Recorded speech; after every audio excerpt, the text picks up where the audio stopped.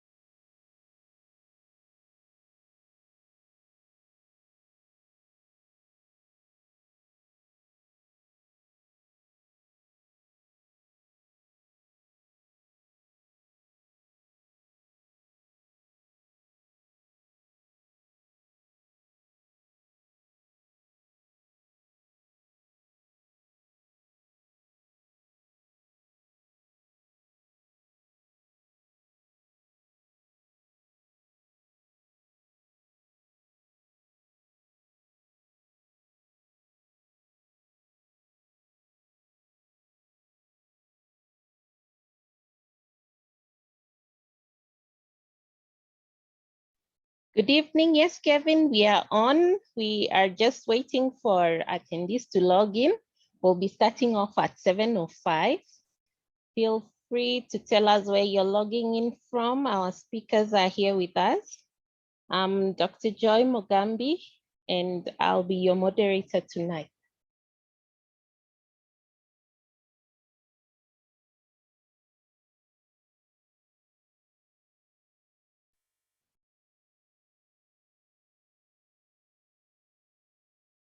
Welcome, Sheila from Nakuru. I see you're in my town. And Mercy. Welcome, Dr. Rotich.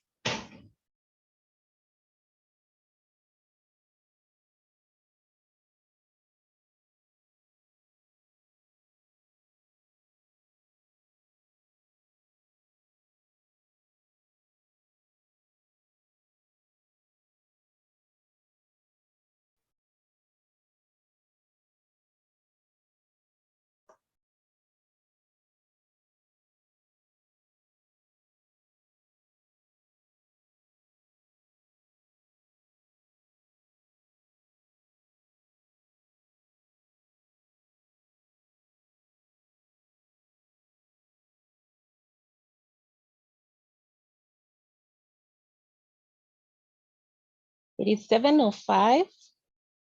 And without further ado, so that we do enjoy this lecture tonight, I would like to start the meeting and welcome you all. We have quite a number of attendees who have logged in tonight.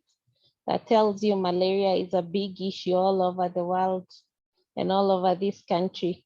We've got attendees also from Ethiopia. You're all very welcome. And our speakers are online and we'll be introducing them as we go ahead. This session has been brought to you by KMA along with NOVARTIS and the Ministry of Health. And we hope that it will benefit each and every health worker wherever you are treating malaria and ensuring that we are safe. It's brought to us on behalf of the World Malaria Day as we celebrate so that we harness our skills in management of malaria. So 1 minute. So on your end as attendees, your chat box looks like this, and we would like you to engage with the panelists. If you are putting down a comment or a compliment to any of the panelists, do click on the chat box and put down your comments. You can either put it to all the panelists or panelists and attendees. If you have a questions, you can drop it down on the Q&A section and our speakers will get to answer you. That's the chat box. If you click on it, that's the way it looks on your end. You can either click for everyone or for the panelist or for an individual panelist that you would want to compliment or comment. Then on the other end, we have the Q&A section. On the Q&A section, it looks like this. You can either comment with your name and we will say thank you. You can also comment as an anonymous attendee on your end. We'll skip that and move on. Thank you. I'll break that down. Sorry. So I'd like to hand this session to our next speaker, who is Dr. Githaka George from the Ministry of Health. He will introduce our speaker tonight and also give a brief on malaria from his end. Dr. Githaka, sorry, welcome. Thank you, Dr. Joy. As you've been told, my name is Dr. Githaka George. I'm the head of the division of the National Malaria Program. And I think as has clearly been said that we're having this webinar, I think courtesy of the World Malaria Day commemoration that happened on 25th of April this year on Sunday. So mine will just be a brief to share, what is the current situation of malaria in the country. If you watch World Malaria Day, on Sunday, you saw that we're able to launch our key indicators report from the 2020 Kenya Malaria Indicator Survey.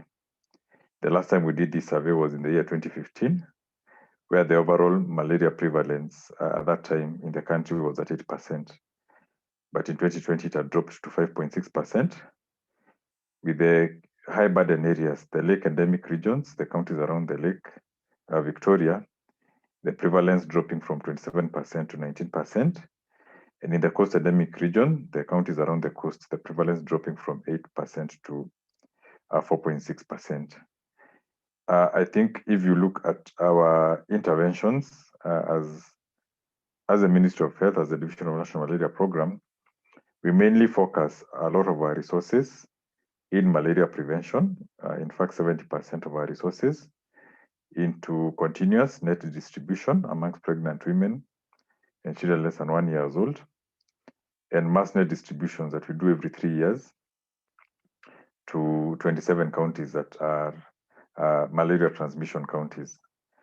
This year, we just started our mass net campaign where we plan to distribute 15.7 million nets to cover 25 million people, individuals. And this exercise is repeated every 3 years. We also do indoor residual spraying at a public health scale in Migori and Homa Bay counties.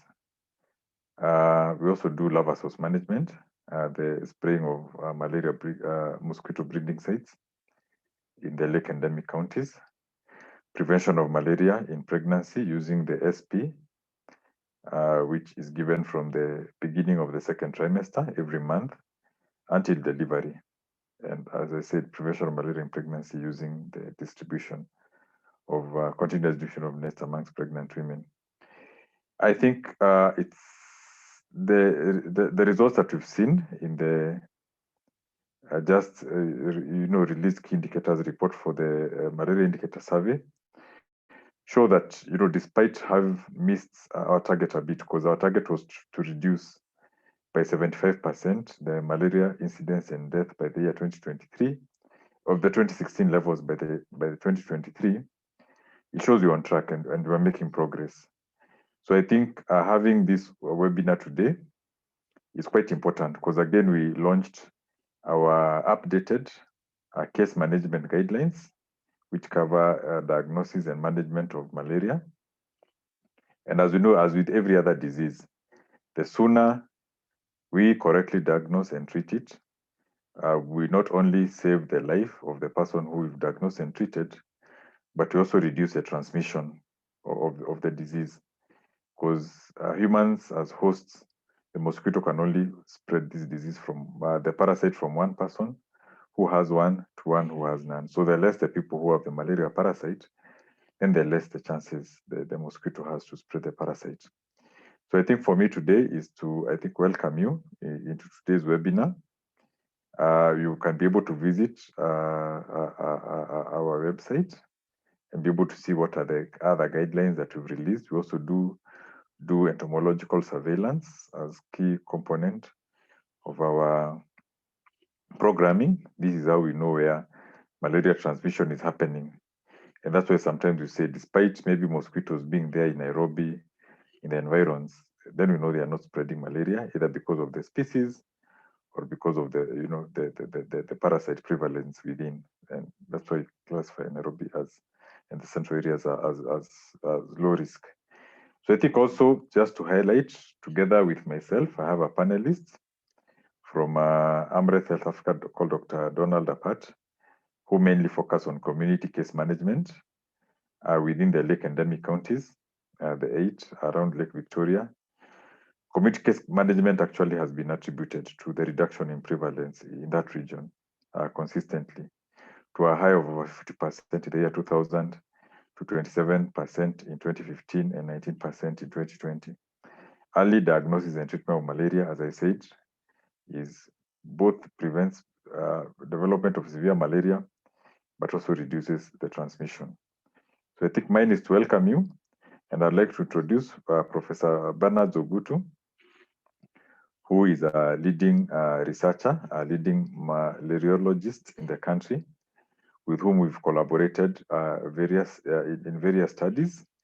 As a program, we do regular treatment efficacy studies to be able to determine if there is any emerging resistance to the drugs that we currently use for the treatment of malaria. We do what we call FCR. We do studies that are able to detect histidine protein deletion. We call them the deletion studies, because we also know that the Plasmodium falciparum undergoes mutations that make it difficult for the test kits we are using, the rapid detection kits we are using, to be able to detect the parasite. So we also do those studies, amongst many others. You know, even vaccine studies that I think you had that are also ongoing in the country. So I think Professor Ogutu, I may not be able to really introduce him, do him justice through my own introductions, but you have to say he's a key stakeholder, a key person in when we are developing our guidelines in terms of providing evidence, both local and international.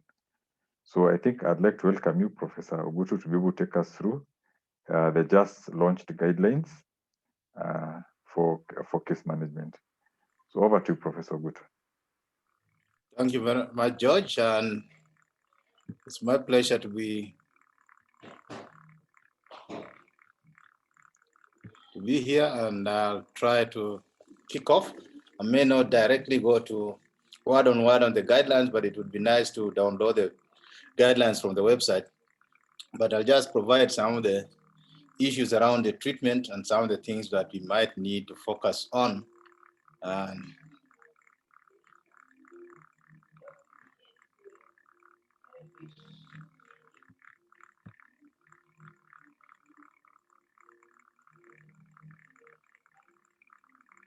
Let's see whether I can share my screen.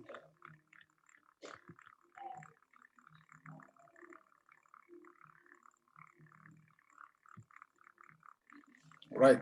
Thank you very much. And I think it's a pleasure just to recap on some of the things that possibly are happening just on the treatment front and what we might be looking at. Malaria has remained the old same one. And I think there are just a few highlights that we might want to go through. I think whatever I'll discuss, I know Novartis has sponsored this session. It has nothing to do with what Novartis stands for. And some of them will not definitely, and also some of them might not be what are truly covered in the guidelines as well. And they are not a position for KMRI, but I think it's much more for knowledge and sharing some of the things that we know that are available. I think we still know that this is an enemy for the children, that they still, if they would stay indoors and not come out. And I think we still lose around 400 million of them, 0.4 million of them to malaria in 2019. And I think this might not be different in 2020. And some of these things are what we really want to possibly control and see whether we can get that.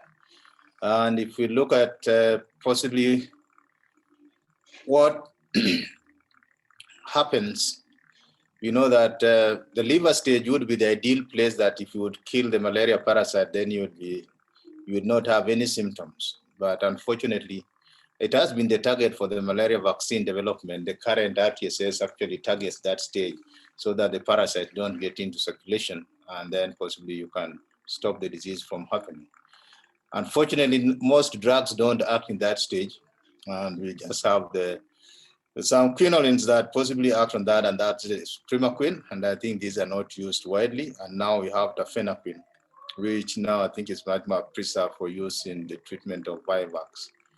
And we hope this possibly might be an area that this needs to be more work to get drugs that can work at that stage. The Artemisinins might not have much effect in that stage as such. And with that, I think there is something that work is still going on. So currently, most of the drugs tend to work in the blood stage of what we see as the blood stage of the parasite. That's where most of the drugs work. What we need to understand is that the malaria disease still remains a multi-system. Clinical presentations will depend on the age of the individual, the exposure before that. If you are gravid, then things change a bit, and also the entomological inoculation rate, which is basically the prevalence of the disease, and then also the stage at which you find somebody that is unwell. So that gives you a varied presentation that possibly, depending on where you find the patient, so there needs to be quite a high index of suspicion for one to really know, especially if the patient is in an area where malaria is not endemic. And as we know that in the non-severe malaria, the main problem is the parasite. If you can clear it, then possibly you can save your patient and possibly they can have a better quality of life. But in severe disease, the malaria is not the real problem. The real problem is basically the deranged physiological system that is going to kill your patients. So even if you have a good antimalarials, but without support structures, then your mortality still remains fairly high. So I think that's why if we can treat people early and treat people at the stage of the non-severe state, then I think our outcomes will be much better. And that's basically usually hindered by access to healthcare and access to treatment, that people might wait till late, till they develop symptoms of severe disease before they actually seek treatment. So the pathogenesis of the disease is still poorly understood, and we can't run away from that. And that's why we tend to describe it more like a syndrome, and the symptoms is a continuum from being asymptomatic, which is purely just being infected and you're carrying parasites, to the point that somebody is in coma. And that's why, because we still have syndromic classification, that's why we just have broadly uncomplicated malaria, which is when somebody is still clinically stable, and when they are complicated, where you have possibly an end organ failure, or possibly the patient is deteriorating pretty fast.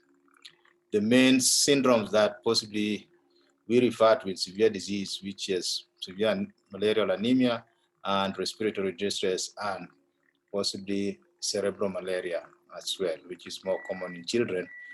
The only thing is that Even in the western part of Kenya in Kisumu, we have seen a shift that we are now starting to see severe disease in children that are above 5 years, and these tend to present with cerebral malaria.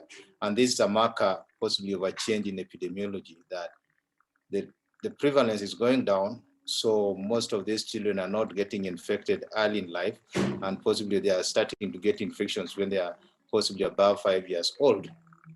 And this is a marker of possibly their transition, and people need to start looking out for this.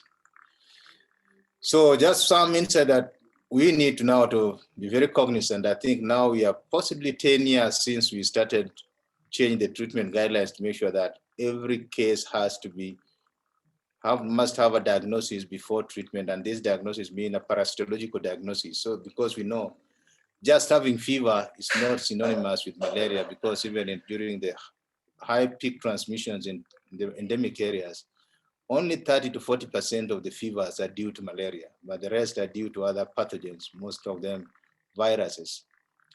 And I know some of us are still stuck in the IMCI guidelines, which is basically treat every fever as if they have malaria. And I think this just for deficient settings, but not the norm. So I think we need to run away from it and go make sure that we diagnose and do parasitological testing before we treat. And the issue of something that looks like malaria, even if somebody is in coma, because I think for a long time we had this diagnosis that we used to have in the wards, and especially in children, where we call them slide negative cerebral malaria. And for a long time that stayed on because these children are febrile, they are in coma, and they are in a malaria endemic areas during the peak transmission period. But in Kilifi, when this was looked at, we realized that as the epidemiology of malaria changed and there was less malaria, the number of these children that came with coma never decreased. So the number of them that didn't have parasites were quite large. So we realized that possibly there are other pathogens that needs to be looked out for that possibly were driving these children to coma.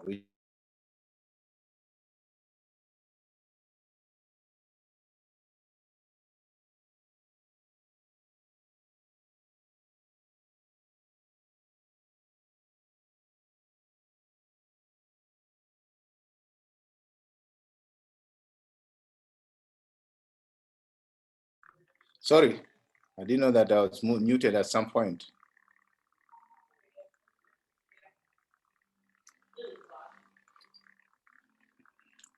So I think these are some of the things that we need to look out for in non-severe malaria, as we said. And one of the things that we still don't find that people really look out for is that saying no that somebody doesn't have a disease, malaria, and when they have fever is usually very difficult for clinicians.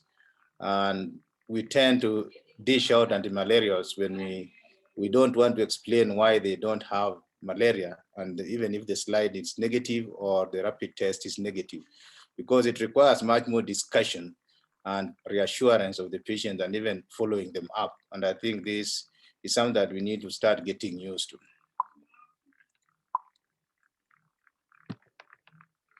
So for diagnosis, I think we still just need high index of suspicion, because before you order for the test that you need, the blood side remains the gold standard. And I think what we need to understand is that it is basically a tool of the 19th century being used in 20th century. So it is brought with a few problems in that if you don't have a well-trained microscopist, then possibly you might not be getting the right result.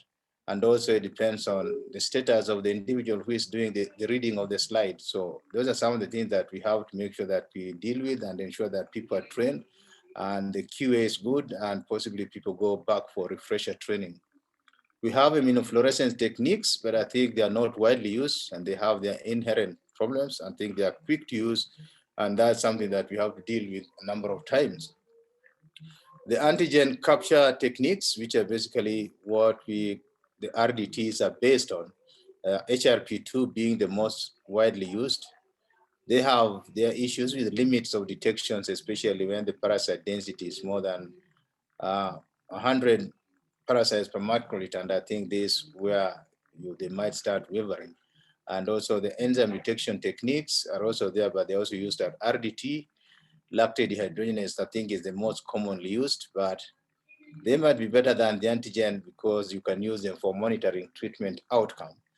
But the antigen capture techniques might not be used for monitoring antigen treatment outcome because of the persistence of the antigen even after the parasites are dead and possibly you have cleared them. So that becomes a limitation. The PCR technique is one thing that still we are using based mainly in a research setting, but I think it's something that now there's a big push to see how to get the PCR as a point of care that we need to use much more often. And I think that's where the future is. And there's a big need to really make this the standard in the future. And I think these are some of the things that are going to happen. I know we are also working hard on the automated microscopy readers, and we hope some of these things might be coming into the clinical stage, possibly in the next couple of years. And I think we are really looking out for them. Clinical and presumptive diagnosis is purely, those are tools for scarcity when somebody is caught and we possibly can't do anything and you have no access to laboratory or the best possible care. We should not be happening in the country anymore, but I know it still happens, but I think if one can get the test, that's what you should aim for immediately. So when you're starting your treatment, and I think the assumption is that appropriate technique was used by a qualified personnel to make the diagnosis. And I think that's why we need to capacitize our labs and ensure that the right things are being done. They have the supplies, people get trained. Because a number of times, if you visit the laboratories, you realize there are quite a number of gaps. I know we are previously have been doing a lot of support for the training of the lab techs, but I think this has gone into a lapse, and I think this is something that has to be encouraged and possibly be well resourced. And also one thing that we need to consider is that the right species is being treated of whatever you are treating, and that's why microscopy is good because you can know the species you are dealing with. And I think if we get to PCR, this might be much more easily understood and possibly easily played around with. And there should be a good understanding of the disease epidemiology wherever you are doing your treatment so that you know how to support the patient that you are dealing with. And I think these are some of the things that we also need to look out for. The choice of drugs, which I think this in the country, I think the choice of drug has been made simplified by the national program, that they have gone through all the necessary headache to identify which are the most appropriate drugs. And that's why we come up with the guidelines periodically so that we can have something that people can refer to and which contains all the drugs that are approved and how they should be used. And we have a clear first line, second line for both uncomplicated and complicated malaria. And also this drug, the choice is based on what meets the public health requirements, because, and that's why we'll talk of ACTs, because they should be able to help us prevent rapid recurrence of drug resistance and also give us a rapid cure. And the main thing is that you want to make sure that patients can adhere to treatment and possibly take the full course so that they don't end up with recrudescence. And that there are drugs that can be available and accessible, that they can be provided by the health sector, and they can reach the far ends of the country where the disease is a problem at the right time so that we don't end up with stockouts most of the time because of lack of supplies or because people cannot afford them.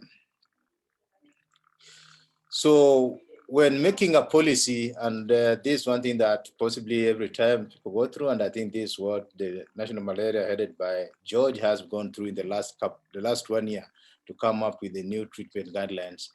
The parasite life cycle comes into play quite a bit in that the treatment that is given, usually you want to make sure that you can cover 5 life cycles of the parasites, and that will be achieved by the drug being in circulation at appropriate concentrations for at least 5 to 7 days. So that's why the combination that is picked should ensure that the partner drug that lasts longer is in circulation at therapeutic levels for at least 5 to 7 days, and that possibly covers 5 life cycles that will clear the parasites from circulation and from the body. And this will be influenced by the drug kinetics, which also play a role. And one of the other things that you don't want the drugs that possibly, if you expose them to the parasite, then resistance will develop pretty fast. And then you more or less, the useful therapeutic lifespan of this policy becomes very short because it is very expensive to set up a policy and fund it and train people on it. So you would want to use the drugs that if you possibly deploy as your first line, then you can keep them for a couple of years, at least 10 years before you start having the need to change the drugs.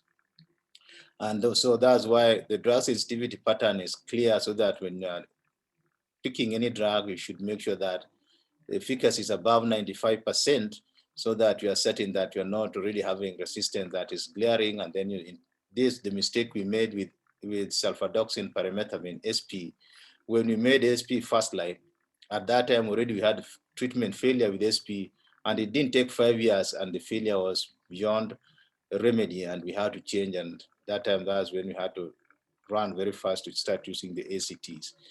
One thing that comes on is the affordability of the drug, and this possibly is a global campaign to make sure that there are resources to ensure that the drugs can be funded. And then also there needs to be a political will to support the program to ensure that we can get the drugs and distribute it effectively. And the health infrastructure is key. We can have the drug, however good it is, if it can't reach the patient, then it is possibly not useful to the society.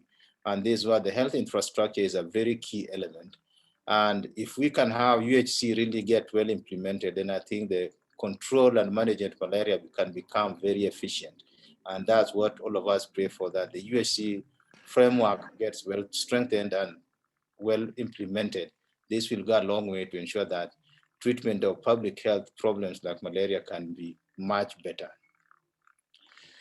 So this is just possibly to remind people of where most of these drugs that we have possibly act. As I say, a few of them will act like primaquine, will basically act in the liver stage, but they are also very slow acting drugs. And this is something that we have used them, and that's where also tafenoquine works. Then we have most of them working on the blood stage, and this is where possibly we have a big problem, because also this is where the parasite multiplies pretty fast. And if your drug is not highly effective, then sometimes the damage might be done even if you are giving the drugs. And that's where the same stage where the artemisinin and most of the combination drugs that we have, lumefantrine, paraquine, pyronaridine, they all act, and amodiaquine, they all act on the blood stage of the parasite. And we've not had good drugs that act on the gametocytes. Currently, there are some that we think might be acting on gametocytes that interrupt in transmission, but they are in development, and I think we'll know how this works. The artemisinins possibly might have a bit of effect on that, and this is something that, but not that great as such. And possibly these are some of the limitations that these drugs have, that they are not acting on the entire cycle. There's now a big push that there might be need to have the triple combination therapy to target more than one blood stage. And I think once we get to that, then I think possibly those are some of the products that we might be used to work for malaria elimination in large scale. So sometimes we can see that severe malaria, sorry for the spelling, is a mark of failure to institute treatment early enough. Because if people can access treatment and can access health facilities, then we more or less, severe malaria disappears. So severe malaria management more or less have not changed much. It still revolves around detailed clinical evaluation, which has to be repeated several times, especially in children. If you can't review them within the first 6 hours, by the time you come, if they have been in the ward for more than 6 hours, then possibly the damage will be reversible. And because the earlier you make the decision and institute the appropriate intervention, that has a lot of impact in turning them around. And the complication-directed interventions is one of the most used, so that you can prevent them from occurring, and also identifying the treatable complications that possibly are likely to arise, like hypoglycemia, acute renal failure, bacteremia, and and bacterial infections and hyperparastemia, if that is there, and acidosis and anemia. So you want to make sure if you can preempt those and start seeing that if they are going to occur, then you can remedy them fairly early. And if the ones that you can prevent, like hypoglycemia, by ensuring that the glucose level is maintained, then possibly the outcomes are good. And then the main thing is continuous monitoring till they are stable and you can move them out of a high dependency. Managing them in the general ward is possibly management of scarcity and possibly is fairly difficult, and the outcomes are not the best. You still end up with quite high mortality. We really spend time to educate the caretaker so that if there are problems, if there are potential sequelae on this patient that suffers severe malaria, then they can be well prepared and know how to take care of them so that when they see some of the signs, they don't get alarmed. And this is where there might be need for follow-up for patients who have suffered severe malaria, because even adults come up with long-term complications. Like for children, after follow-up for 10, 15 years, it was found that some of the children that possibly suffered cerebral malaria and recovered well and possibly went back to school, they might have difficulties in learning. And also when they become teenagers, they presented with epilepsy, which at that time, somebody might not see the link between that epilepsy and the malaria they suffered when they were 2 years old. But these are some of the things that people might want to look out for and possibly help the family get ready for them when they occur. And that can only be done if we institute some follow-up. Those who develop complications early, then possibly those can be followed up more aggressively to avoid possibly the deaths that occur within the first 1 year after discharge from hospital. So those are some of the things that we really want to preempt. The investigations still remain the same as the hematological, because you really want to check to know whether there are any changes in the hematological structure. If anemia is there, that you can treat it, and possibly if there are signs of infection or sepsis, then you can pick that early. Because of most of the time people are not taking in orally, and I think you can end up with electrolyte derangement, and I think, and also if you can get renal impairment, then you need your clinical chemistry done so that you can know how to handle those and rehydrate them appropriately. Radiological investigations will be useful if somebody has cerebral malaria and possibly things are not improving, and even if they stay in coma for long, you want to check whether there's possible infarcts that might be there. And sometimes you also might want to do chest x-rays because you might have possible infections and pneumonia and something that possibly, and just check whether it might just be dealing with possibly pulmonary edema and the rest, and that's quite common in adults. Blood cultures, because if severe malaria, especially if they have anemia, chances of bacterial sepsis are on the higher side, and these are some of the things that you want to check early.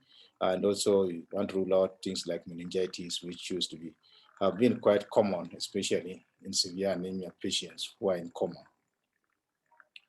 So the general care is basically for what we need. The ABC needs to be done, they need to be restricted, and skin care to avoid development of sores on the skin and that create more, predispose them to infections, and then bladder care and chest physiotherapy, just to make sure that we don't treat them and then lose them to possibly aspirations and the rest. And then nutritional support, which is not well done in our setting, that almost 90% of our patients who get admitted for long, by the time they leave hospital, have lost weight, which means we are really not supporting them nutritionally.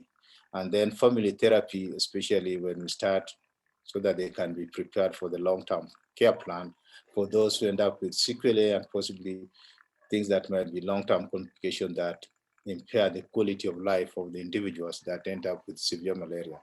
And I think this is where we don't do well for supporting them and supporting the family.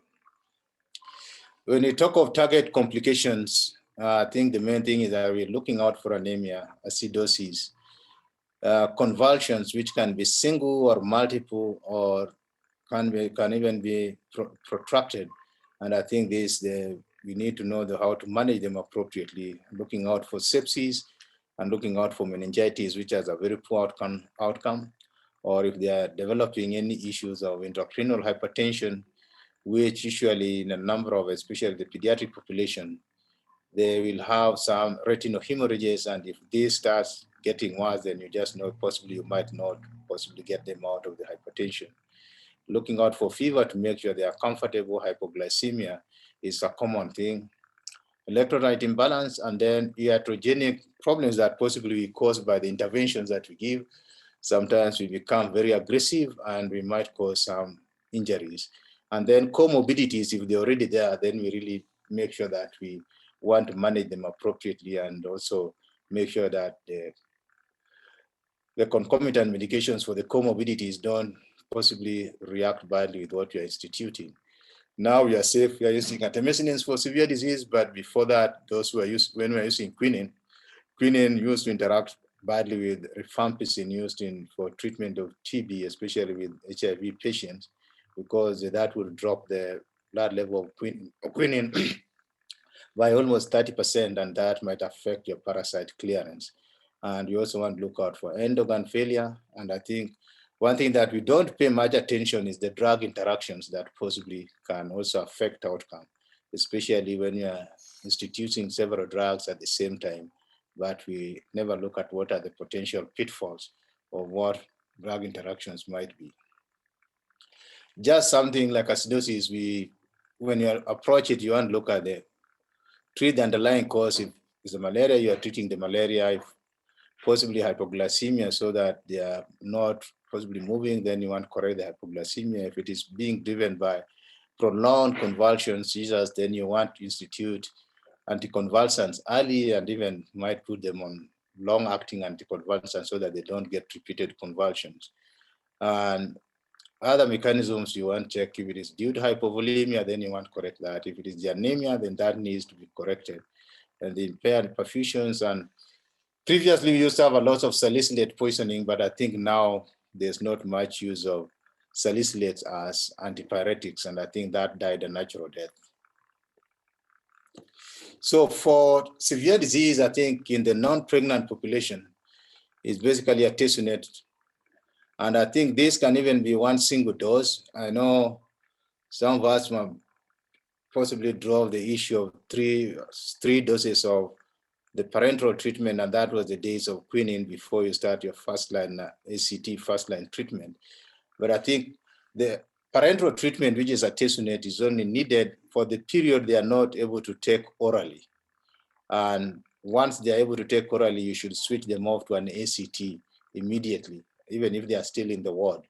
And because that shortens the period of time they are going to spend on the antimalarial treatment, because the artesunate parenteral is just basically to make sure that you can get the drug into the system, even if they cannot take orally, so that you can start clearing the parasite fast enough.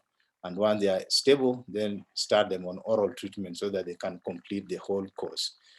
For the pregnant group, it's quinine, but I think there's still no consensus on ACTs, because the fear of the unknown is basically because of what was seen in animal studies. And I think from pregnant registers, there has been no serious impact on the babies by ACTs that were inadvertently taken by pregnant women in the first trimester. I hope by the time we finish with the current guidelines at WHO before the end of this year, we hope we might get there possibly to get this fully agreed upon by everybody else. I know there are places where people are starting to give ACTs in the first trimester, but from the second trimester, ACTs are used. Because taking quinine for 7 days is good to prescribe, but if you become the patient, I think you wouldn't like the music in your ears and some of the side effects that possibly come with quinine, especially after those loading doses. So for uncomplicated malaria, I think the treatment is fairly straightforward. Is the use of ACTs, monotherapies have no room at all. So the current drugs that are available that we can use, which is artemether, which has been our first line from the year 2004, but officially being from the year 2006. And our biggest worry back then was that possibly lumefantrine was not going to survive long, but it has proved us wrong. The lumefantrine has survived much longer and without any resistance, overt resistance being seen up to now, possibly 15 years after the introduction of the drug. into our setting with a very high transmission of the disease. And I think there's something that proved people wrong. We have the hydroxystrobin piperaquine, which is also available. And that's been the Kenya's second line, immediately got registered, because before that we used to use quinine as a default second line, just in case when these people didn't have access to artemether lumefantrine.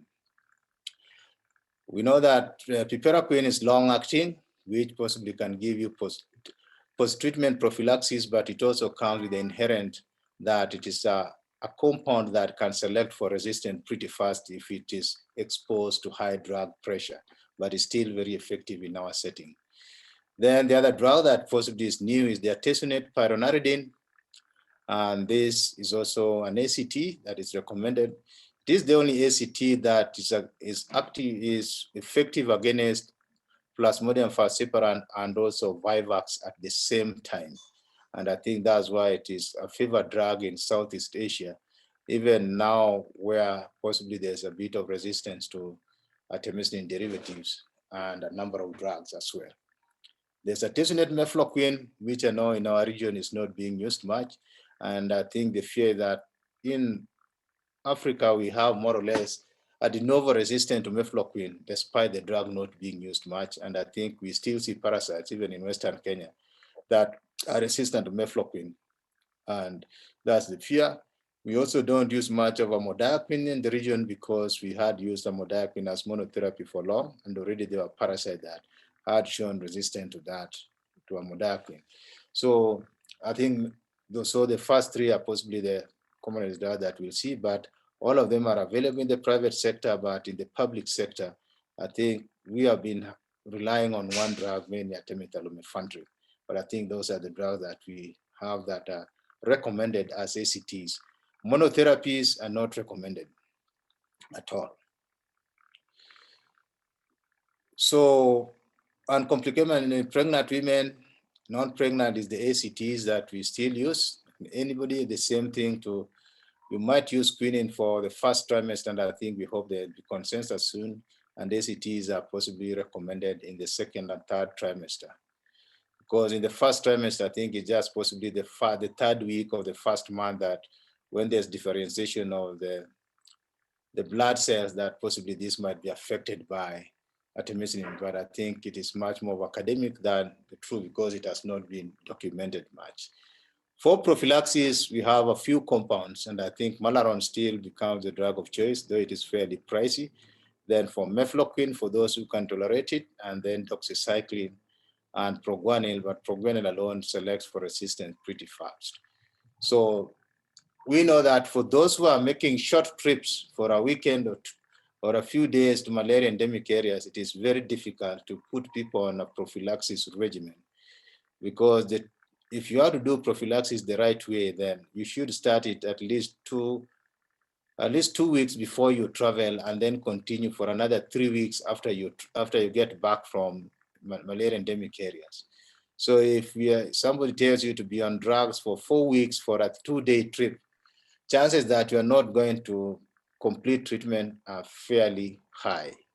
And I think that's something that I think we possibly have to make sure that we tell people. That's why we possibly, if you are going to a place that you might not have access to hospital facilities or diagnostic support, then you might want standby treatment pack if you are going to be there for long, so that if you develop symptoms for malaria, then you might get treatment. Because if you tell people to go for prophylaxis for those short trips and they are staying in country, it becomes a fairly difficult scenario.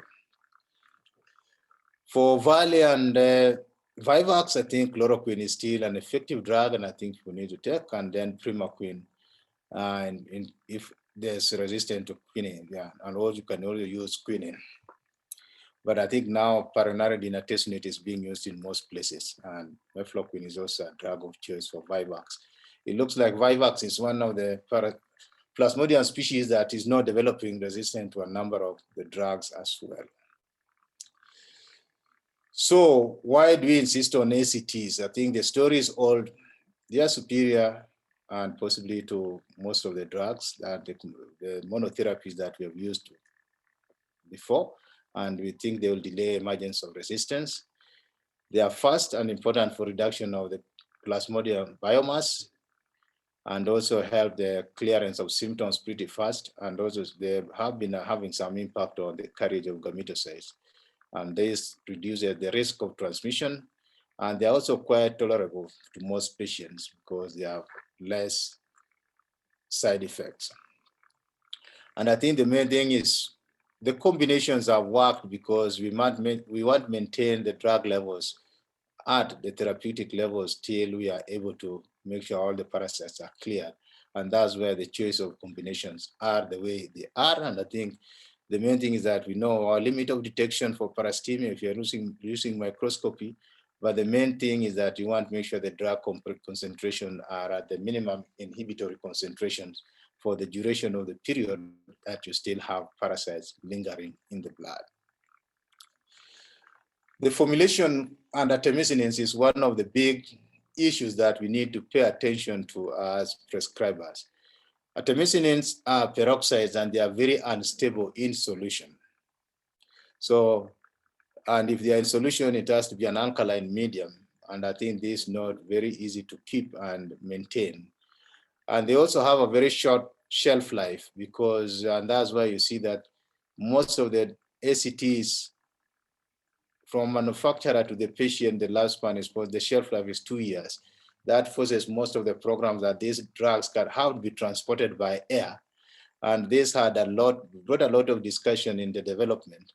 And this is why the drive to move towards pediatric tablets as opposed to syrups, which also will have a problem with the solution that we need, was much more favored that the pediatric tablets was a very small volume and you could pack them and the freight charges would come much lower. The powder is highly hygroscopic, so if exposed to humidified air, they'll definitely degrade. And we know that artemether is lipid soluble, and I think that's why there's much favor for artesunate, which is water soluble, so that improves the bioavailability, even if it has been given intravenously, and also if it is given intramuscularly. And I think that's why you see much more that there's not much developed much more around artemether. So suspensions have been a problem, especially for artemisinins. And we looked at one suspension versus the tablets, and we in Kisumu, and we realized there was even parasite clearance because of the stability of the product was a problem. And I think this is why this need for dispersible tablets and not suspensions for pediatric population. And I think even those who are in charge of hospitals, I think the suspensions are not there in the market, but they are not the right thing that we would want to give our babies. Let's give the pediatric dispersible tablets that are now available.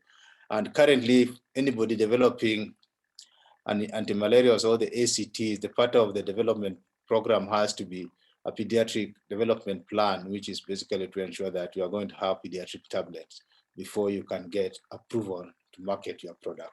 And I think this was a long discussion, but now it has been adopted in Latin malaria.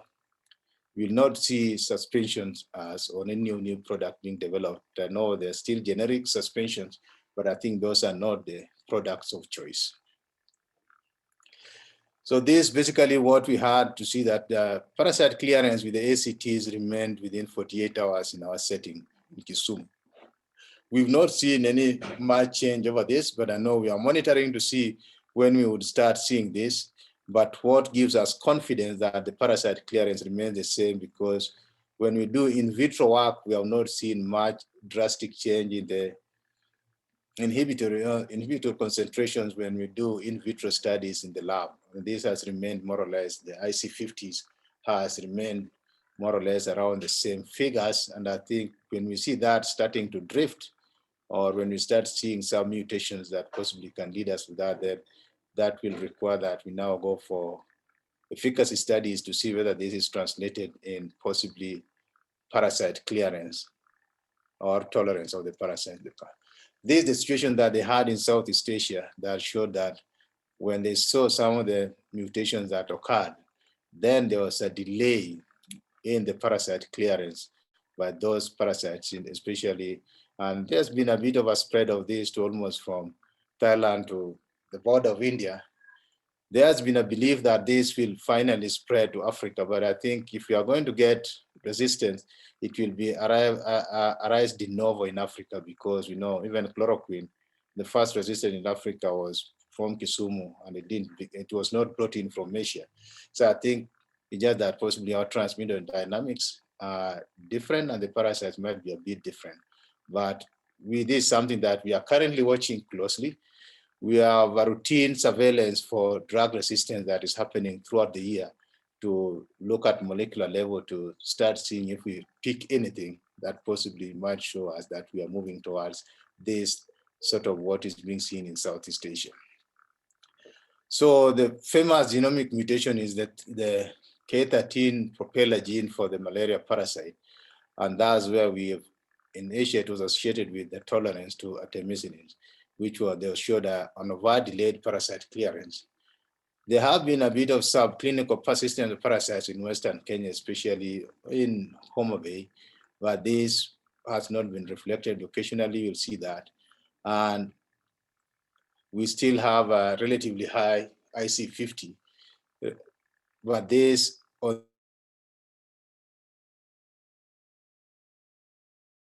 the ex vivo, and these are possibly parasites that if you culture them, then they disappear, which means they are not that fit. But if you do the ex vivo, you see a few of them that have a high IC50. So some of the things that we call the parasite drug conspiracy theories, that when the days when we had a lot of chloroquine resistant parasites, those parasites were more sensitive to lumefantrine, which is part of the artemether lumefantrine that we use.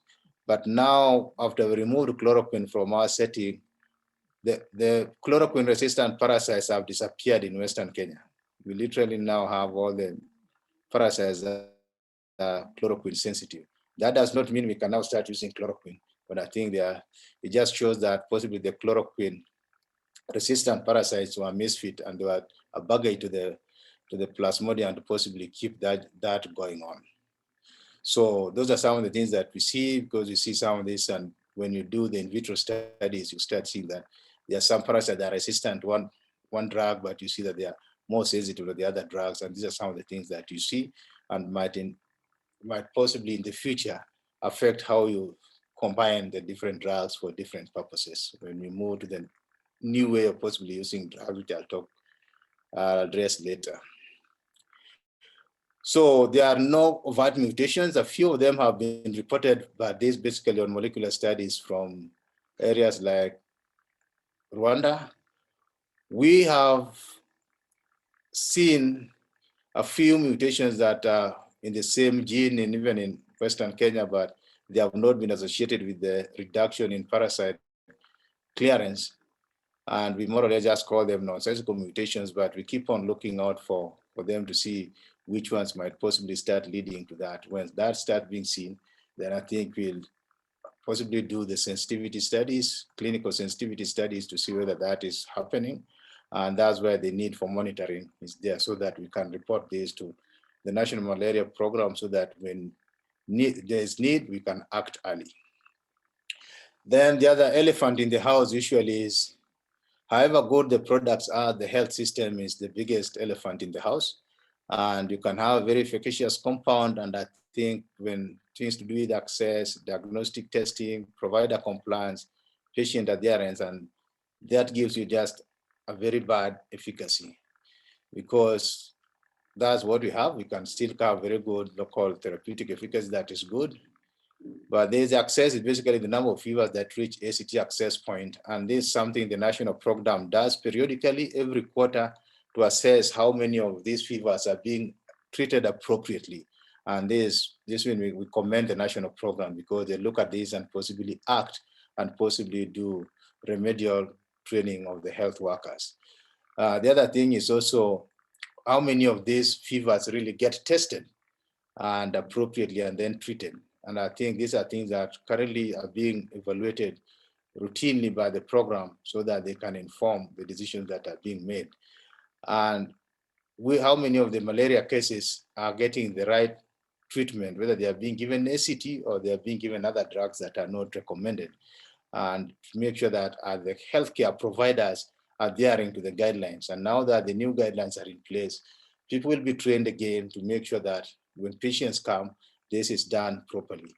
And then we know that when you give patients the drug, are they going to get the full treatment?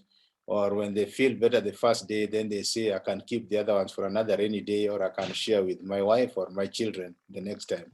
So if this is not taken clearly, then product conditional probabilities come in, and then you end up with a number of different things that become the system effectiveness. When we looked at this around 8 years ago in Ghana and Tanzania, despite the ACTs that were used, which is basically artemether-lumefantrine, which in Tanzania they call ALU, and AZAC, which was used in Ghana, they were all efficacious, but if you look at the system effectiveness, it was less than 25%. I think the first time we gave this to the Tanzanian authorities, I think they felt like throwing us to jail. But with the time they discussed this and possibly had to re-educate everybody and re-energize the system. The other thing that possibly we've been looking out for is the adverse events. And we realize that not many countries are reporting this. I know we have been having our pharmacovigilance, which is one of the best in the region. And I think they just says some of the things that we look out for. There are countries that report much better, like Thailand, they have less disease, but their reporting is much more aggressive for adverse events. And I think these are things that we monitor closely to make sure that we know that the drugs are being used and there are not problems that arise from them. So if you look at some of the drugs, we can say that from the artemisinin compounds, you realize that most of the time, you realize that you have more or less very few events that you can say there might be some adverse event, which most of them are minor, and by some of them might even be confused with the disease. Is possibly 13 per 1,000 that you might get. And in the combinations, there some of them you might come to up to around 109 per 1,000. And when you have the combinations, then the partner drug, possibly some of them might have a bit of problem. So this was a time to look at in cardiotoxicity, which has been one thing that adulted most of the antimalarial drugs. And this actually almost ruined the development of pulmonary artemisinin. So after this large study, they actually realized that possibly the level of cardiotoxicity is fairly low. Amodiaquine was a bit associated with that. DHA piperaquine, when we looked at around 1,000 people and DDCGs, we realized that there was no cardiotoxicity that initially had been reported in some of the one of the phase 1 studies in a Caucasian population. And I think that now changed the label on the drug. The AL, that has not been a problem with cardiotoxicity as such. And these are some of the things that possibly we can say most of these ACTs don't have cardiotoxicity that would be an alarming end that possibly should limit their use in different patient groups. So accessibility can be affected by some of the bridges that we have in our settings during the rain. So I think these are some of the things that we need to make sure if they're leading to health facilities, we sort them out. And one of the things that now comes into place is multiple first-line therapy. I think you'll be hear of it. I think it's possibly a new kid on the block. And I think it's something that we have been trying to push as an agenda. And possibly George, at the head of the national program, is going to work closely with us to possibly see how this can be done. And it is still at the experimental level to see how this is going to work. And this because we have been using one first-line treatment. The rate at which the new antimalarials are coming up is fairly slow, and we need to preserve what we have. And this can be done where you have different drugs being used by different population, or children or adults, or in the public or the private sector. I think people, or you can rotate them that for 1 year you are using one drug, the next year you are using the other. And the main thing is just you want to make sure you confuse the parasite so that it doesn't develop resistance. And this can be done randomly. We have the first pilot for the health system fitness for this sort of program currently going on in Homa Bay and Migori County, so that we can see what are the health system issues that arise when you deploy multiple first lines. And also this happening now in Kenya and Burkina Faso, where the two studies are being done to see the impact of use of multiple first line on the health system. So the main thing that has driven this has been based on modeling of use of multiple first line to delay emergence of resistance. That if we use one drug, then we know this resistance will develop, and this also helps reduce the drug pressure and delays appearance and the likelihood of the slow spread of this if it ever occurs. So it might take twice as long to possibly develop resistance for multiple compounds at the same time. And we hope that with this, treating fewer patients will likely reduce selection pressure. And it is one of these strategies that we want to use for not putting population at risk for drug pressure and possibly. And we'll see how this will be implemented in different places. And I know it is one of the things that a number of programs have been at pains because with the logistic issues that possibly people fear that will come with it. So we hope that this will be driven, and possibly once we have enough data, the modeling has proven that it should be the thing to do. But for this to, if you really want to implement it to see the biological effects, it might require a 10-year study, possibly monitoring whether there are genetic changes in the parasite or not. And I think nobody has been ready to possibly put that sort of money on the table to support such research that possibly would give you a biological effect of this. And we think the only way we'll do it is possibly once it is proven that it can be done, then roll it out and build along it research questions that possibly will help us monitor the genomic changes on the parasites over time in areas where multiple first line is being practiced. These are some of the theoretical ways that we see the delays that it takes 10 to 20 years if possibly use multiple first line and much shorter time to develop, see the emergence of resistance to one molecule at times. So this is something that possibly is going to be seen happening. The perceived disadvantages have been the high cost for the programs. Pricing will disadvantage suppliers, but that's not the case. It might also allow us to possibly deploy all the ACTs that are currently available, despite, because currently there are some of them that are not being deployed widely, and so that it can encourage the manufacturers possibly develop new compounds.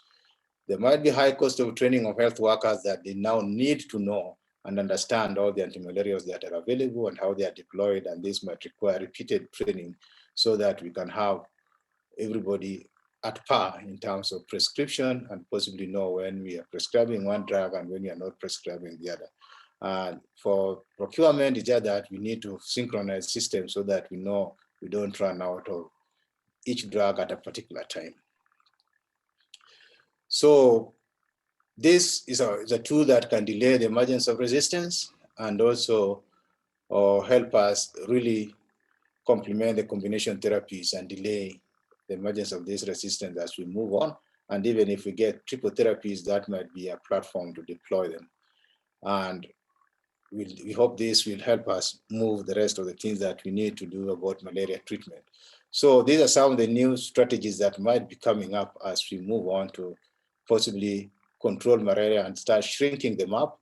Now that Kenya has adopted that, we want aim for malaria elimination, starting with the low-hanging fruits in the areas with low transmission as we move on toward the highly endemic areas along the lake region.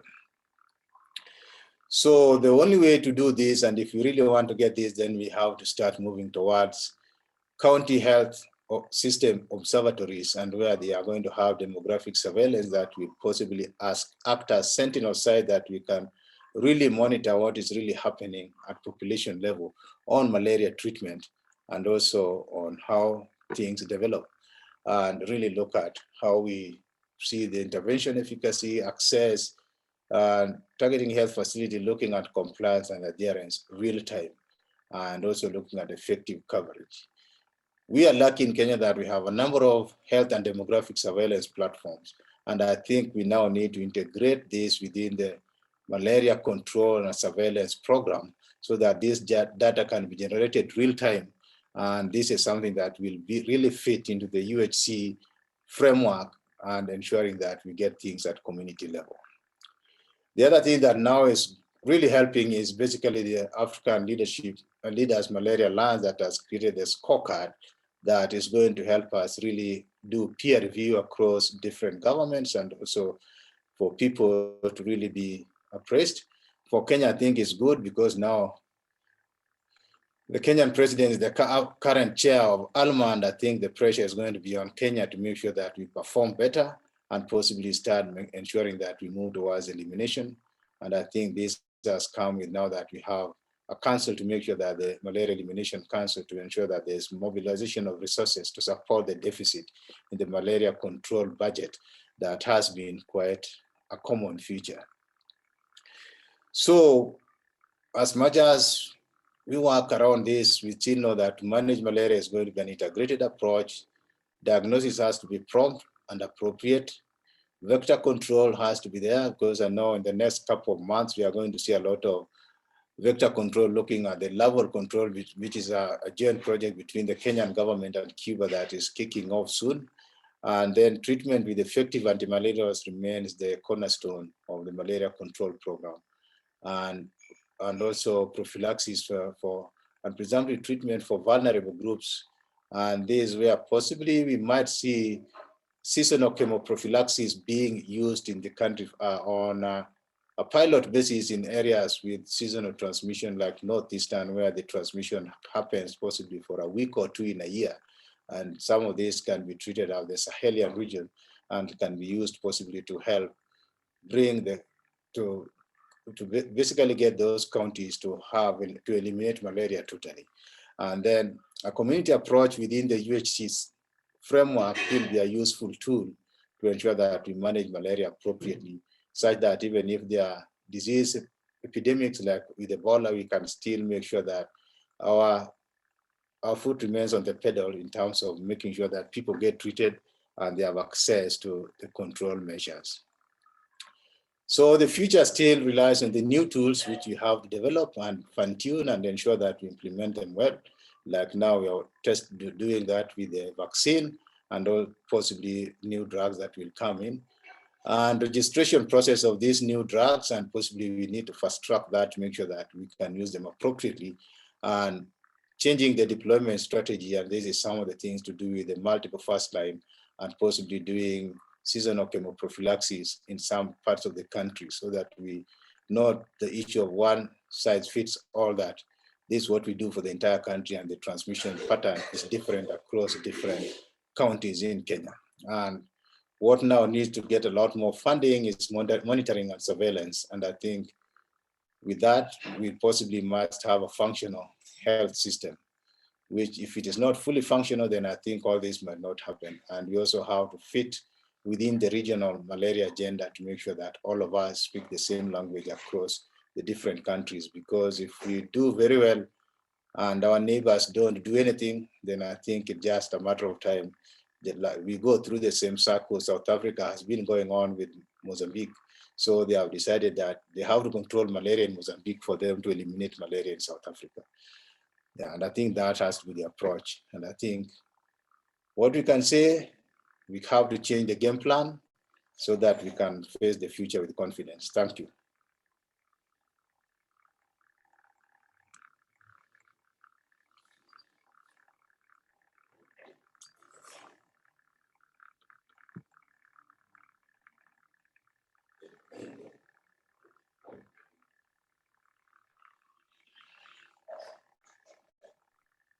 Thank you, Prof, for a very awesome talk. Very informative, and we've learned quite a lot.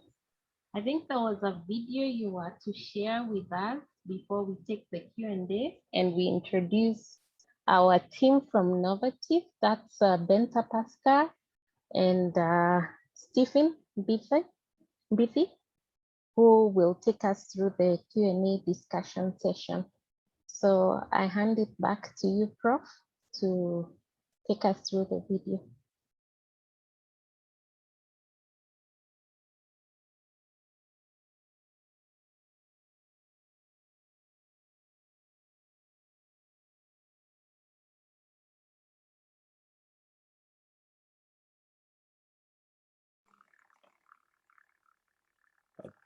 think possibly Brenda will present the video. Okay, thank you.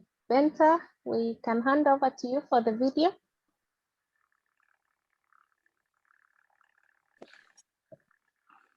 Hello, the video will be presented by Dr. Githuka before we hand over to the panelists.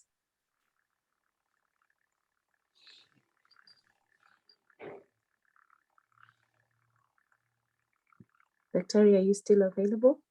Yes, I'm still available. Dr. Githuka was to share. I think we can proceed to the Q&A. Okay. Yes, in the interest of time. Thank you. Thank you very much, Prof, for that presentation. There's lots of questions. One, Dr. Donald said he would answer. And there was an anonymous attendee who said, how does malaria cause respiratory distress? I think I hand over to Dr. Donald apart as you take a glass of water or something to drink, and then we'll take the next questions to you, Prof. Thank you, Donald. Hi, everyone. This is Donald. Yeah, let's give Prof some time to take some water so that maybe he'll join us when we are on. So yeah, so I can take quite a couple of questions, and someone, Gingo Stephen, was asking why we don't have malaria in Nairobi. So Gingo, I think it's very important for us to understand the determinants of malaria. When we look at the 4 components of the malaria system, we talk about the vector itself, we have the parasite, we have the human host, and all these operate within an environment.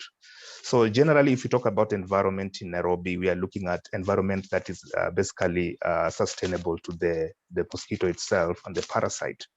And Nairobi is considered to have basically in a higher altitude, probably over 1,800.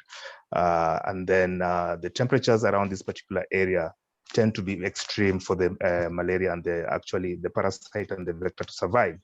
Because for optimal vector survival, you require around 25 degrees Celsius of temperature. And if you look at Nairobi, generally we tend to be cooler. And also other environmental factors could play along. So, and this is why Kenya is stratified into endemic areas. And if you look at the lake endemic, which is the Kisumu, the Nyanza, and the western regions, and the coast endemic, then you look at the altitudes for those particular areas are very low compared to Nairobi. However, we are seeing pockets of malaria in Nairobi, especially with transport. Of course, some of these vectors could be transported with the current modes of transport that come from the endemic areas to the low transmission areas.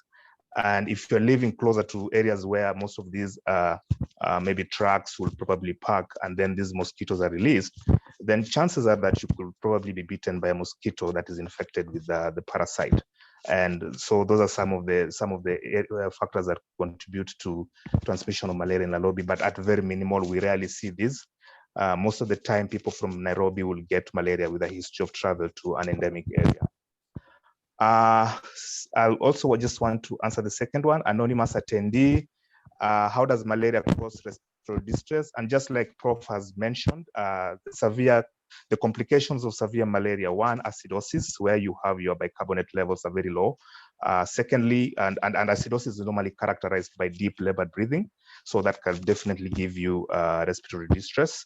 Additionally, we have the pulmonary edema, which is normally characterized by fluids in your lungs, and this can also contribute to the respiratory distress. And how do you determine this? You can do a radiological test. Normally you see fluid in the lungs, and you can also just assess by doing your vitals, where you see that probably the respiratory rates are very high, the oxygen saturations are below 92%.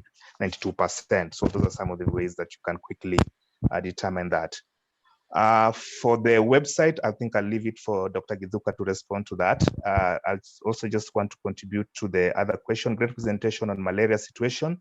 2 questions, what is the role of mosquito repellents with natural pyrethrum or pyrethrons in the malaria fight, which is commonly sold in the supermarkets? Yes, so these are some of the innovative approaches towards the control of malaria. Actually, I'll want to use the word spatial repellents, because if you look at the current tools that are trying to be developed, it's to how we can actually use some of these spatial repellents in terms of control of malaria. However, spatial repellents will only work best if you don't have any other form of malaria control, which means you don't have an net or IRS is not routinely conducted. Then it's the only option that you have, then probably spatial repellents will work for you. However, the spatial repellents do not actually kill the mosquitoes as we know them. Most of them are basically just to expel the mosquitoes because they produce volatile chemicals, so that it makes it inhabitable for the mosquito to stay around you. And of course, we recommend that even as you use the spatial repellents, it's also important to use the other recommended interventions. That is, anytime you travel, or you're in an endemic area, you sleep under a bed net. If there's an opportunity for you to do an IRS, then please accept that as an intervention. COVID vaccine manufacturing, I think I'll leave that one to the malaria program. As far as I'm concerned, I'm not aware about any rapid diagnostic test manufacturing, but again, these are some of the things that ALMA is trying to work around, so that how do we as a country become self-sustainable in terms of development of some of the malaria tools. Proguanil, I'll leave it to Prof. Tropical splenomegaly, a very rare conditions we see. Actually, personally, I've not seen it myself in the few years of practice I've had.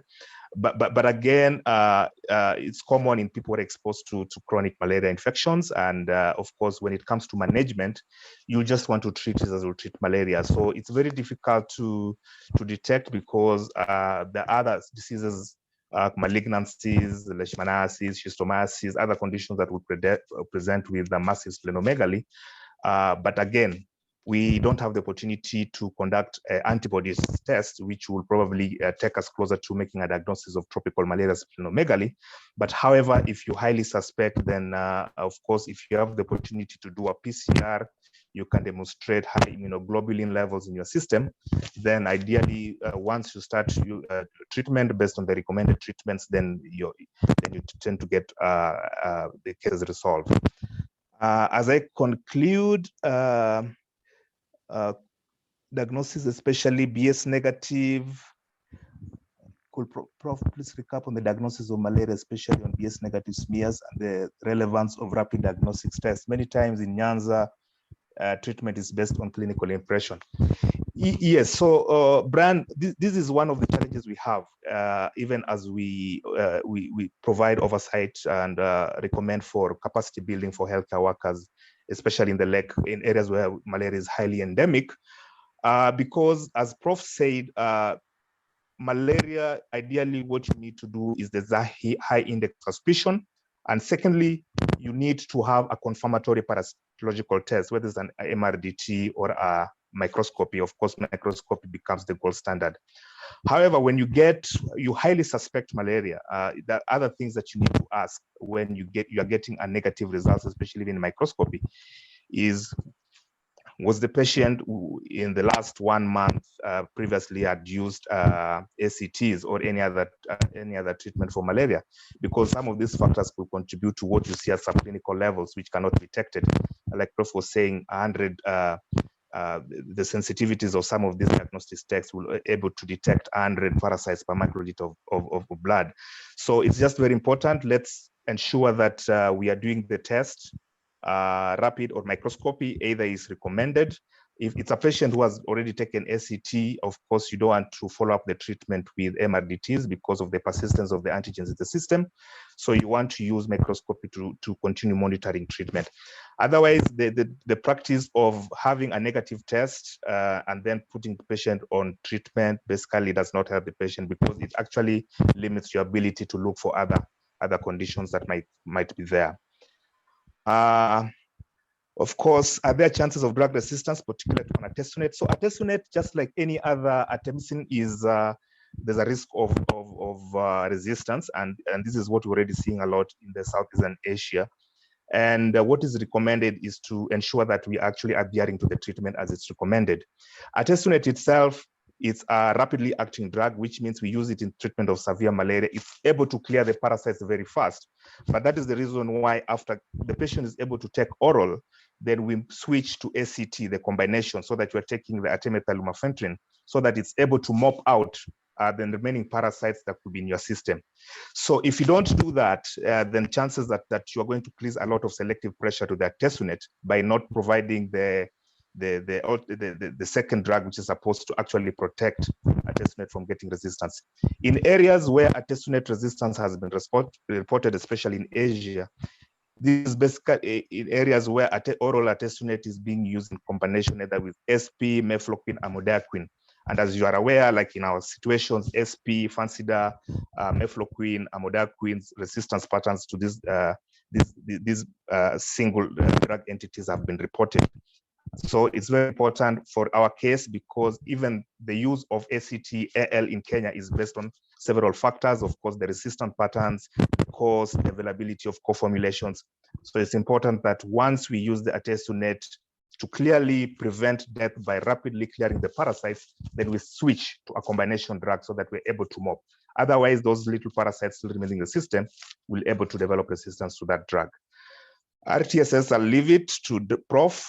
And lastly, I think there's one question I just wanted to quickly respond to was on, I know Prof talked about artesunate. You can use a single dose, but of course, the current recommendation is that within the 24 hours, you should receive those 3 doses at time 0, 12, and 24. And then now you can either move the patient out when they can take orally, even in cases where it's uncomplicated, but the patient cannot tolerate oral feeds because this is oral medication, this is quite common. You still have to give those 3 doses as per recommended by the WHO and the national guidelines, and then you switch to ACT. Thank you very much. Thank you very much, Donald, for actually highlighting one of the most thorny issues that happens in practice, where the patient has come in, you've treated them for malaria, they are at the point of discharge, and I think we'd had this discussion even with Prof before we opened out to the attendees. Then you find they are well, literally well, they have no fever, no, they have literally improved clinically, but we are still seeing a positive malaria slide. But that deters us from continuing to find other causes of illness. And it's really important for us to take home this message that do not be stuck on malaria. You could be missing out even that infection that could be there that you could manage early enough before complications set in. So thank you very much for that, Donald.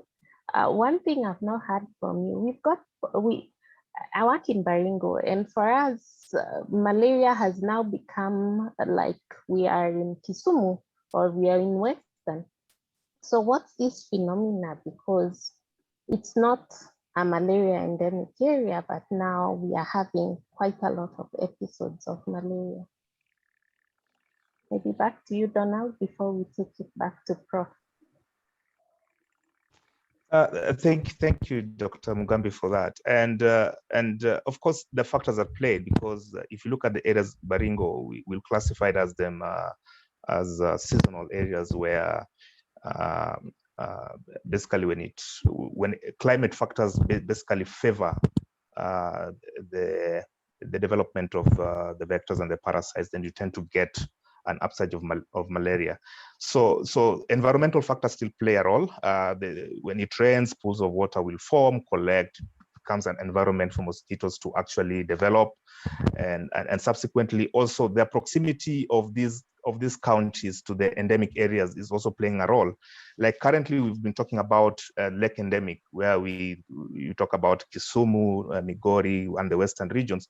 But even the counties that now, which were considered as the highland the epidemic prone, like Kisii, Nyamira, Kericho, Nandi, now because of the proximity, then you're starting to see that there's an upsurge of malaria cases. And of course, now you can see that most of the interventions are now being scaled up into those areas, as it is in the lake endemic area. So those climate factors will play a role. Of course, there are man-made factors which also affect the environment that also contribute to some of this phenomenon that we are seeing. But again, the surveillance system that the malaria program has put in place so that we are able to quickly detect these cases and treat them appropriately will be very key. And of course, scaling up interventions, the use of IRS and LLINs maybe in the future will actually contribute so for us to basically mitigate some of the factors we see there. Thank you very much, Donald, for that. At least now we know what our situation is and how to tackle it. I'll open this up back to Prof. I hope you have caught some breath as Donald took the questions. And one of the questions that has kept coming up is the prophylaxis for sickle cell disease. Please just share something on that, Prof. Okay, thank you very much. And I think thanks to Donald for addressing those questions. Possibly I just go down through this, and prophylaxis for those who have sickle cell disease, I think is a thorny issue, and I think this we have not really done good justice to it.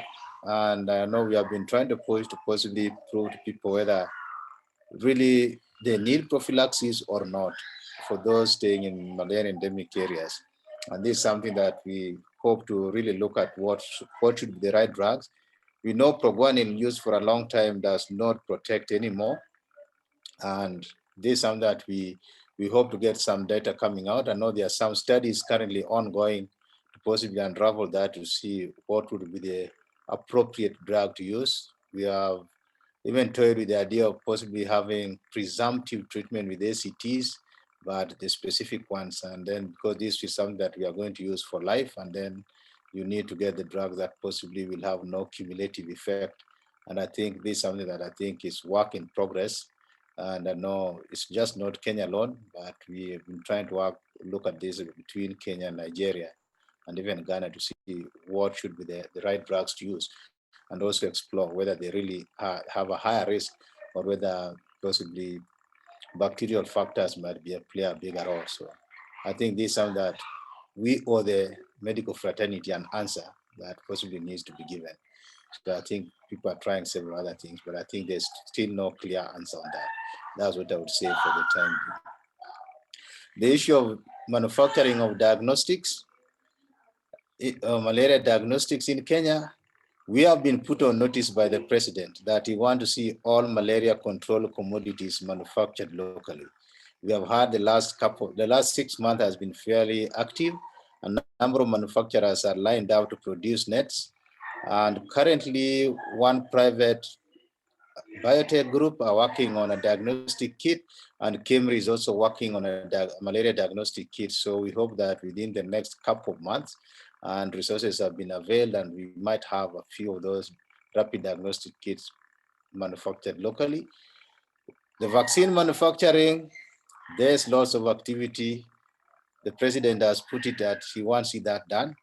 So there's quite a lot of work going on around it. And I think with time, there might be pronouncements of how that is going to move. But it's something that vaccine manufacturing in the country is something that now is not a dream, but something that possibly is going to be made a reality if the political goodwill is maintained from what it is now. So the issue of possibly treating severe malaria for 14 days with antimalarials has no pharmacological basis, because what we want to achieve is that we want to achieve therapeutic drug levels to cover at least 5 cycles of the parasites, and that will be achieved within 7 days. And currently, if you give ACTs for 3 days, gives you that coverage. Somebody might have complications, and they might even remain comatose, but this is because of the end organ failure, but not that the parasites have not been cleared. So we need to tease out parasite clearance and the clinical outcome of the individual. So long as we don't have to continue giving antimalarial just because they are still in bad clinical state, the fevers might have gone, that's where we need to look at what are the other comorbidities. And if somebody has had possibly cerebral infarcts and they might not come out of coma, and these are some of the things that you might want to do your CT scan to see what else might the damage that might have happened that is making them have complications which are long term. But what one needs to do is that even if you they have not been able to tolerate oral, then you have to maintain, and they are in the ward, you might have to maintain the monotherapy with artesunate for 7 good days. But the best thing is, if you are able to even give feeds orally, then possibly you might want to give them an ACT once you have been able to establish oral feeding, whether it is through an NG tube. You are better off stopping the artesunate and then giving if you are giving other foods, then you can give your tablets, possibly crush them and give them by, or currently you can use this possible and give them by oral tube, so that you can have a combination therapy to ensure that you clear your parasites adequately. And that's what needs to be done.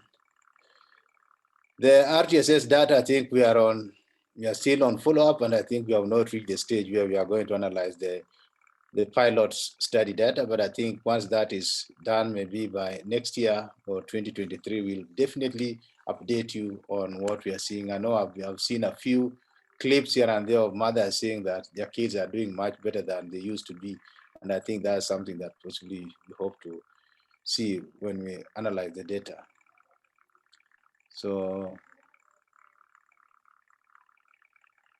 use of DHA piperaquine in severe disease, I think you can only use it in combination with artesunate as an ACT. That can be done, but I think people sometimes use it because it has a longer post-treatment prophylaxis, and I think that's something that possibly people might be doing. But I think alone you can't use it as a treatment for severe malaria.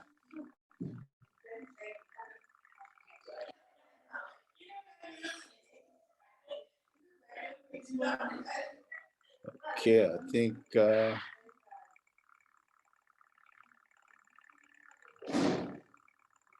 so I know currently, I know most of the antimalarials, the dosage for those whose weight are above 80 kilos, I know that has not been considered well, and I think this is something that I know is being addressed, and looking at for those who have a bigger weight to see whether the actual doses that we have are appropriate.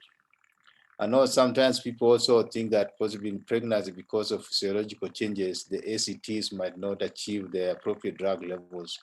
When we looked at this in terms of drug level and treatment outcome, we realized that the current doses recommended for non-pregnant and pregnant people achieved the therapeutic drug levels in pregnancy, and the parasite clearance was adequate.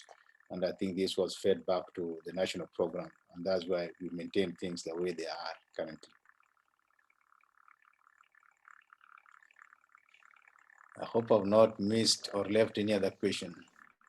I think the only one remaining is a bit about the malaria vaccine. Has it been shown to reduce the disease burden? What's the status in terms of the malaria vaccine? That's what we are currently, the study that kicked off from September 2019, when the first children received the first dose. And now they have the children that have been enrolled, which is roughly around 180,000 Kenyan children, have received their 3 doses and are just at the verge of receiving the 4th booster dose. And I think we have not reached the point of any interim analysis of the data. So once we analyze the data, which I say between 2022 and 2023, we'll share this with you and possibly know what are the impacts of pilot deployment of the RTSS vaccine through the KP program. And currently, we've not looked at the data yet. I know there are anecdotal clips that have shown that children are doing well, but I think we cannot rely on that for the time being. Thank you very much, Prof. I think we'll put it to rest at that. Very informative. We are now going back with better information in terms of management of malaria.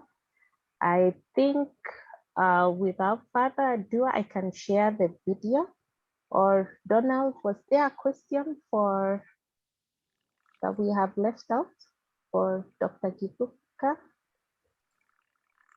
Yes. Okay. Yeah. Prof, go first, please. I think I know there's been a bit of delay in updating the website, which for the program, and I agree with that. And I think you can go ahead and share the video. Yeah. Sorry, Benta, we will let Prof finish.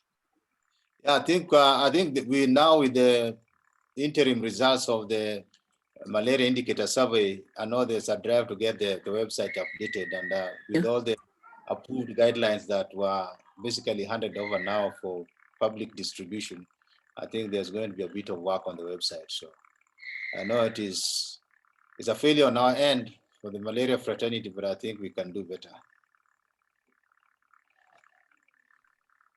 Thank you very much. Allow me to share this video, and then we will call it an evening.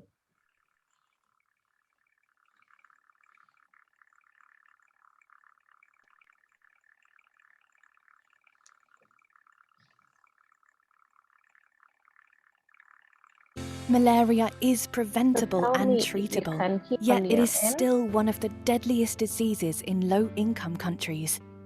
Despite great progress in the fight against malaria, more than 400,000 people die of the disease every year.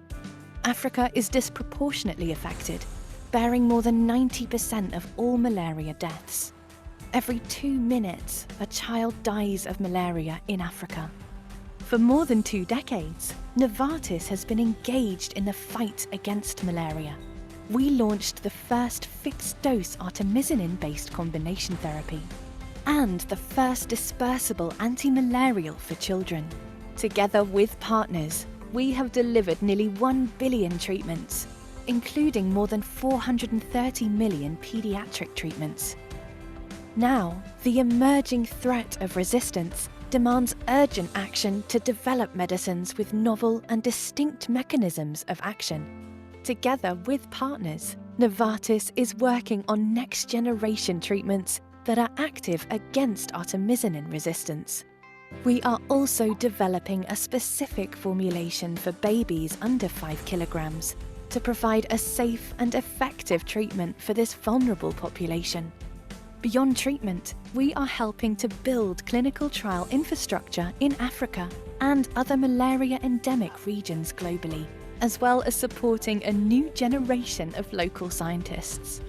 For example, we are also working with partners to strengthen access to diagnosis and treatment for young children with malaria in Nigeria.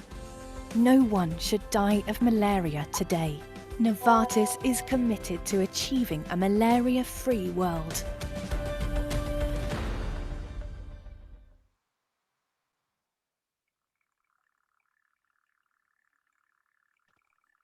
Thank you very much. That's a message from our partners. We truly appreciate each and everyone who attended today. Impressive. Sorry. Allow me to turn that off. It's been an impressive evening. We've had attendees all the way from Senegal, Juba, Ethiopia, and Kenya. And I know we have other attendees in there who may be coming from far and near. Thank you very, very much for being here tonight. We truly appreciate Prof for that elaborate presentation. Dr. Gibuka from the Ministry of Health for being here with us and partnering with us to ensure that we share this message of malaria management. We would like to also appreciate our team from NOVARTIS, not forgetting Donald, Dr. Donald. It was very nice having you here tonight to share with us all about malaria. I think it's becoming kind of neglected now that we have focused so much on COVID and tuberculosis. we keep forgetting that malaria is here with us and we really need to update our knowledge. We appreciate our partners from NOVARTIS for this very informative session, and we look forward to many more of this. I would like our ICT team to share our presentation for tomorrow. Tomorrow we still continue with the CME sessions at KMA, and we'll be having the Pharmaceutical Society hosting the session on Thursday at 2 p.m. Your CPD points will be coming through your emails. Allow our team to please sift through the CPDs. I've seen comments stating that you've not received your CPD points, but give them time, they'll be sending them out to you. So our presentation this week is as follows. You can find the link to register for these sessions on our Facebook page or on our website, the KMA website. And please log in, get to learn more about vaccine concerns, priority medical devices in COVID management. We've seen people selling oxygen concentrators. Let's get to know what legalities are there and what machines we are picking out for management of COVID. Thank you very much to our team, our ICT team, for ensuring that we've made it through. We've got someone from Uganda we truly appreciate, and we are glad that you are here tonight. Thank you. We'll call it a night. We appreciate Prof. Asante Sana and the team. Asante Sana. Good night to you all, and let's manage malaria to the best. Pleasure. Bye. Good night. Good night and bye. Bye-bye. Good night.